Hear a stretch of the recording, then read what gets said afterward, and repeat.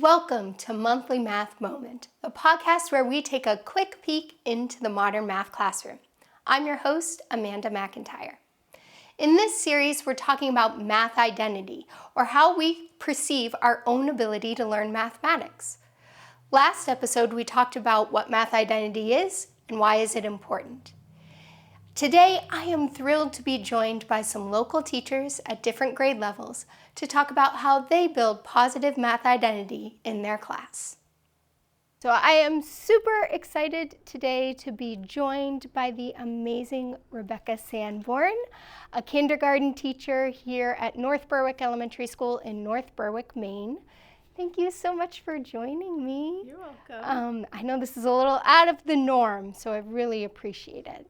So when you think about students in kindergarten and their math identity, what are some things that you notice that they struggle with, or in general? In general, they usually come in pretty excited to learn math, pretty much learn everything in kindergarten because it's all new to them. I think one of the things that they maybe struggle with the most is making mistakes, because some of them haven't had that experience very much, that, mistakes are part of learning. And so they think sometimes that if they get something wrong, that there is something wrong when there's actually something very right, because you have a learning opportunity. So I think that would be the thing I would say. So what's one thing, big or small, that you do to kind of help build that positive math identity and support them learning to make mistakes? We just talk about it. I think with kids, you just need to talk to them about it and explain that it's actually a good thing to make a mistake, because then your brain has an opportunity to learn. And then I just try to create a climate in my classroom where all the kids feel okay about making mistakes and kind of celebrate mistakes instead of feeling negatively about them. So it sounds like it's kind of woven through your day. Yes, it's not just math, but also math. Right.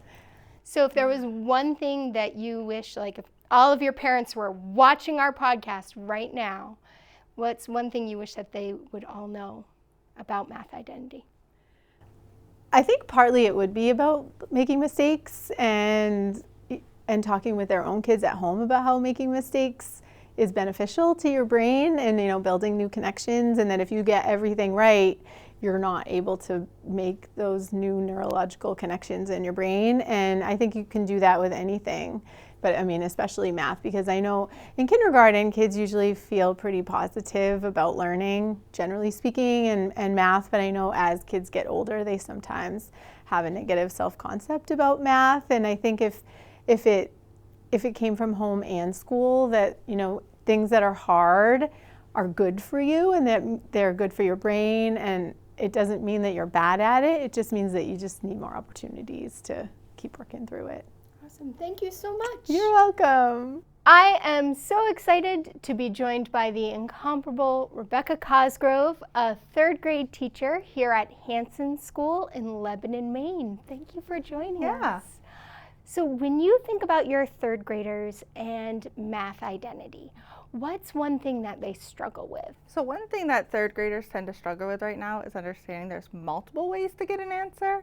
That's not right or wrong one way or another. There's multiple ways to get the same answer in a variety of different methods.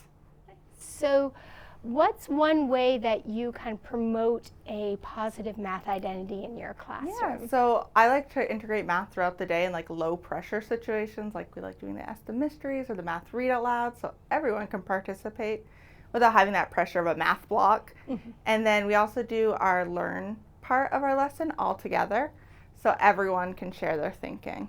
So it sounds like you really try to make math fun. Yeah, more engaging for them so they don't have this negative mindset going into it. So if all of your parents were to watch our podcast and there was one thing you wish that all of them knew, what's something you would like all the families to know? Yeah, so I think it's important that they know that their kids pick up how they talk about math. That's a really big thing. And also when they're doing math with the kids, if they make mistakes, instead of just hiding it, really take ownership and be like, oh, I made a mistake here, and acknowledging it and showing them how to fix it. Awesome. Thank you so much for joining me. No problem. So we are really excited to be joined by the brilliant Leighanne Wurtz, a 5th grade teacher here at the Knowlton School in Berwick, Maine. Thank you for joining us. Thank you for having me. So when you think about your fifth graders and math identity, what's something that they struggle with? I would say they struggle with a couple of things. One thing that I notice is their growth mindset, and sometimes students have a hard time being positive about math. And so that would be one thing. And then the other thing is their self-confidence. And so I feel like when they're in fifth grade, there's some of the students that really know their math facts, and then there are some students that are still working on learning them, and the ones that know their math facts, I feel are a little bit more confident in themselves when it comes to solving problems, harder problems for math. And then the ones who don't know their facts are a little bit hesitant or struggle maybe a little bit more. So that's what I would say. So when you think about building that growth mindset and confidence in your mathematicians, what's one thing you do, big or small, to support a positive math identity? So one thing I do is throughout our lessons we have something called sprints, and that's a timed assessment where they have to solve as many problems as they can. And for a lot of students it can be a little bit anxiety ridden, and so one thing that I've done, actually I just started last year doing this, the students will hold their pencil up and we'll do a little chant, and so they say, I will say, I'm going to rock this sprint, and they'll respond, I'm going to rock this sprint, and then they'll say, I'm going to try my best, and so I'm going to try my best, and then we say, on your mark, get set, go, and then they start on their sprint. And I feel like that has helped them become more positive towards the assessment that we're doing, or the practice that they're doing. Nice. So if all of your families were to watch our podcast and you could have all of your families know one thing about math identity, what is it you wish that they knew?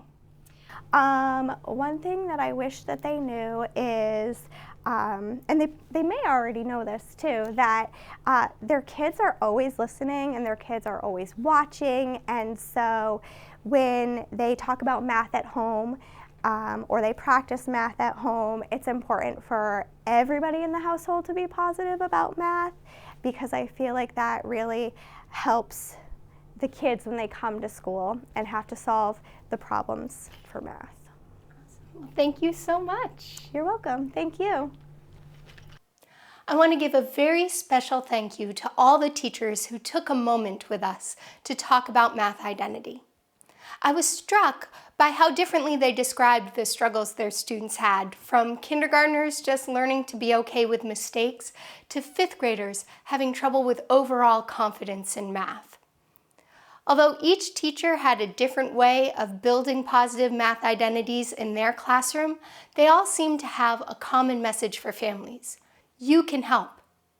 Next time on Monthly Math Moment, I'll be joined by math coach Carrie Wilson, where we'll discuss specific ways that families can build positive math identities at home.